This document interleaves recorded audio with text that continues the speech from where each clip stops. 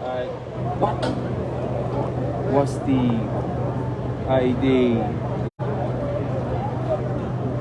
what I'm gonna say in terms of your own excitement as relates to the result? How was it Well, going to the elections, I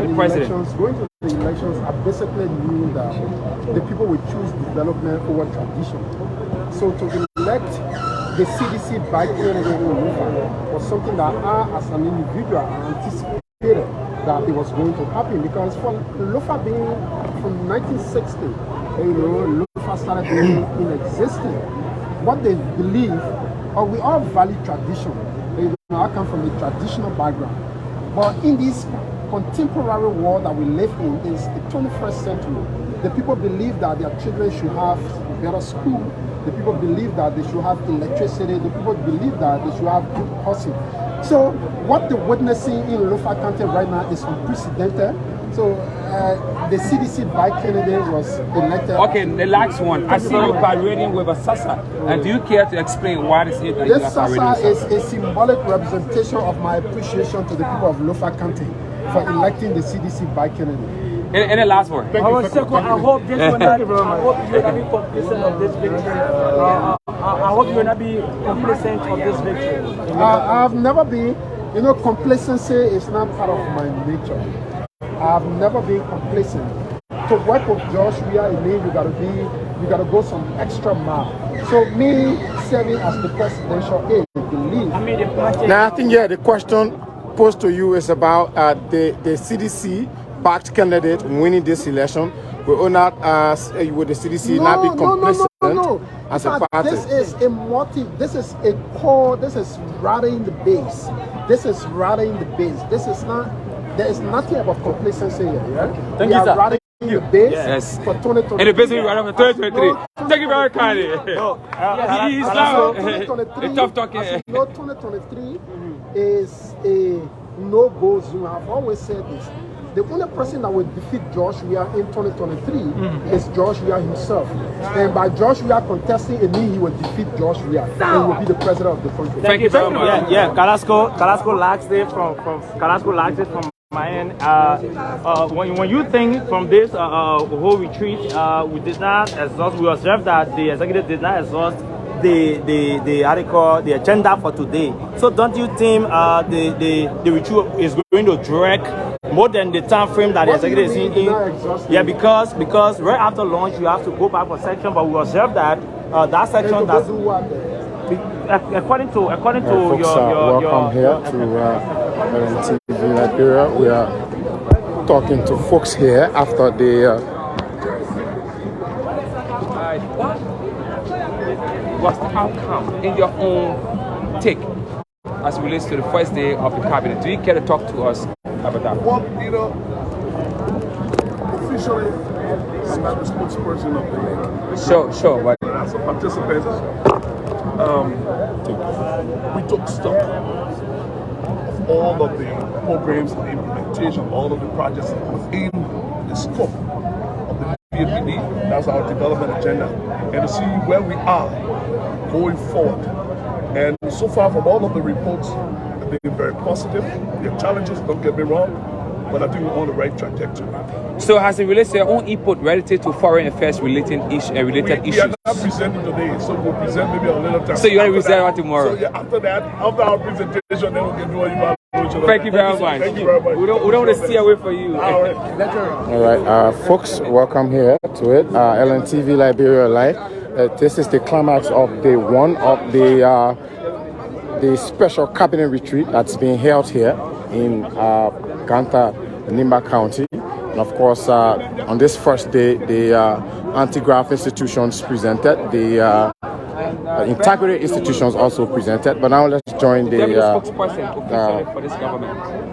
Deputy Minister for Press and Public Affairs, Minister Jalawa Tompo. Some of the training issues that the public need to know about this, the first day of the retreat. Training issue that the public has to do with progress. We are, as a government, we have the presentation from the finance minister, the presentation from, all the anti-graft institutions. And I mean, it was so much fantastic, and we are glad that we're doing the central bank. Our inflation rate, you know, is very much reduced. I mean, so we got a progress as compared to previous year when we took office as a government. So we are making significant strides, and by tomorrow the process will continue. So that's where we are. We expect more entities to present tomorrow. There was a presentation of the finance ministry, the central bank, and that of the anti-graft institution. So tomorrow we anticipate, we are hopeful that many of the institutions will do their presentation tomorrow. So what can Liberian people hope to achieve after this retreat? After this retreat, Liberian people should hope to expect that the progress that we as government have made, we will articulate that progress to them, we will put to them the progress that we have made, we will share that progress with them as we go on. And the last word, I will depart. The only thing is that we have to say as a government is like the president always said, is that look, let us continue to remain peaceful, and we are grateful for the hospitality that we are so far received as government in this country, and the peace that we enjoy today. Without peace, all of us will not be here, and without peace, there will be no press standing before me, and I will not even be standing before you. But we are, as government, we are grateful that we have come here this far. So the government will give the information, and we anticipate the people to just, live up to the expectation, and the expectation that they also expect us to live up to, we will live up to that expectation. Thank you, Minister. Thank you so much. That's the President Public Affairs for the Ministry of Information. Will now join Deputy Director General for Rural Broadcasting, Mr. Isaac Guys on Red. Has been discussed and the strategy has been fine-tuned. I bet the ultimate objective is to ensure that the bread and butter issues are addressed. It's not about how much persons employed in government. It's about giving jobs to the ordinary people. It's about ensuring roles are done. It's about ensuring that social services are provided. So yes, I like your question. It's about addressing the bread and butter issues. Okay, thank you. We are seeing that That's the chief the of Director, National Council, Chief Power. Deputy Director General, Mr. Isaac Guys on Red for Rural Broadcasting. That's the head of the Traditional Council, Chief Zanzan Kawa. Is not interested to talk to members of the press. And so the President's motorcade will depart the venue where the retreat is being held. And the chief of the staff of the president, and chief runner of the president's office. Yeah, I'm a very good meeting. The cabinet discussing the future of Liberia. Yeah. So we're very, very serious what we are doing. We are concerned about the future of Liberia, what we are discussing. So what the Liberian people hope to achieve after this cabinet? The cabinet meeting, you'll be briefed. I would. The meeting ends tomorrow. The cabinet meeting, presentation. President just said he will go through presentation on all the projects. Okay. When we end tomorrow, we'll brief the press. Mr. Mangiel, what necessitates this retreat? Every time will be. Okay, that's it right now. All right, Kevin. All right. And so that's Minister of State for Presidential Affairs, Minister Nathaniel Fallow Magel, giving his own view here on the climax of the first day of the cabinet retreat here at here in Ganta, Nimba County.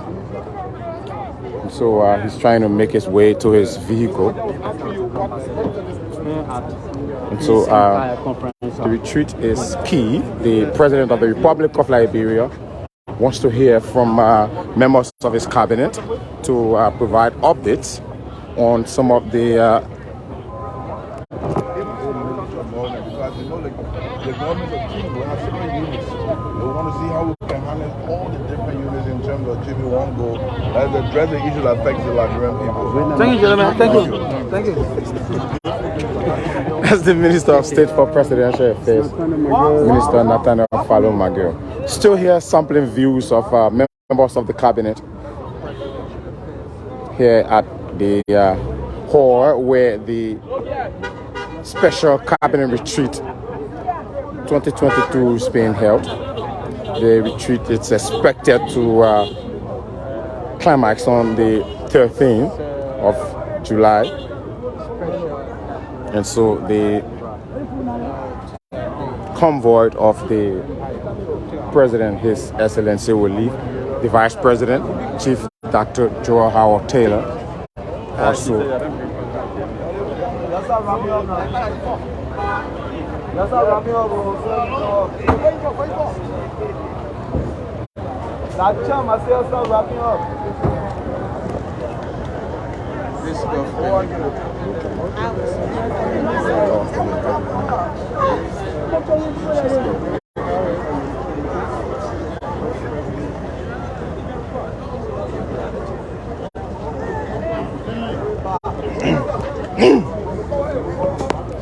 Of course, still here sampling views at the hall where the cabinet retreat is being held.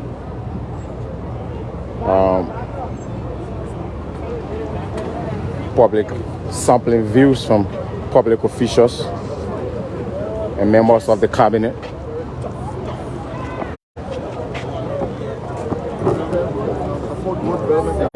So what's the message to business owners? Well, my message to every taxpayer is that continue to pay your taxes.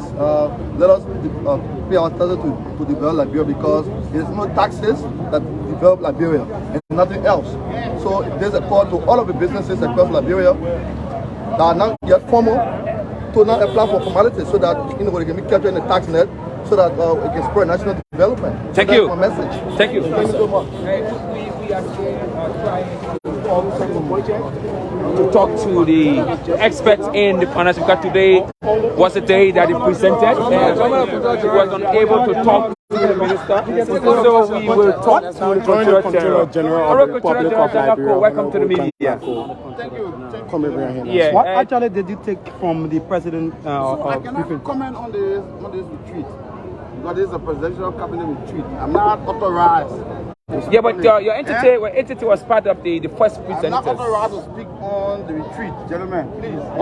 That's the Control General, Mr. Janga Ko, giving views on the just ended the climax of the day one of the cabinet retreat.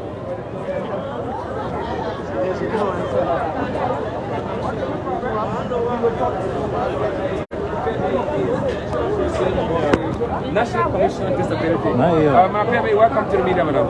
Thank you, and thank you so much for the usual opportunity to be heard, and I'm glad to always be here. So what are some of the intake that Liberian people need to know from your perspective relative to your participation in the just ended first day retreat of the government of Liberia?